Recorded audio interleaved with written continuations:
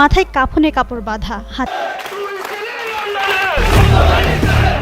দেশে আসলে কি ঘটছে? একদিকে বাংলাদেশ জাতীয়তাবাদী দল ও বাংলাদেশ জামাত ইসলামের মধ্যে উত্তেজনা, মারামারি, সংঘর্ষ দিন দিন বাড়ছেই। অন্যদিকে নিষিদ্ধ সংগঠন হিসেবে আলোচিত বাংলাদেশ ছাত্রলীগের একের পর এক মিছিল নতুন করে প্রশ্ন তৈরি করছে। এই ঘটনাগুলো কি কোনো বড় ইঙ্গিত দিচ্ছে?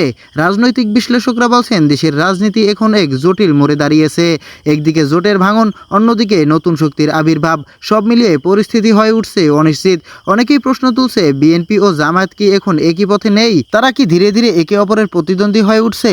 আরেকটি বড় গুঞ্জন, সাবেক প্রধানমন্ত্রী শেখ হাসিনা কি আবারও রাজনীতির মঞ্চে ফিরে আসছেন? এই প্রশ্নগুলো এখন সাধারণ মানুষের মধ্যেও ঘুরপাক খাচ্ছে। তবে বাস্তবতা হলো, রাজনীতিতে গুঞ্জন আর বাস্তবতার মধ্যে অনেক পার্থক্য থাকে। সব মিলিয়ে দেশের বর্তমান পরিস্থিতি একটি গুরুত্বপূর্ণ সময়ের ইঙ্গিত দিচ্ছে। এখন প্রশ্ন হলো, আসলে দেশ কোন দিকে যাচ্ছে? রাজনীতির এই টানাপোড়েন শেষ পর্যন্ত কোথায় গিয়ে দাঁড়াবে? আপনার কি মনে হয়? কমেন্টে আপনার মতামত জানান। ভিডিওটি ভালো লাগলে লাইক, শেয়ার এবং সাবস্ক্রাইব করতে ভুলবেন না।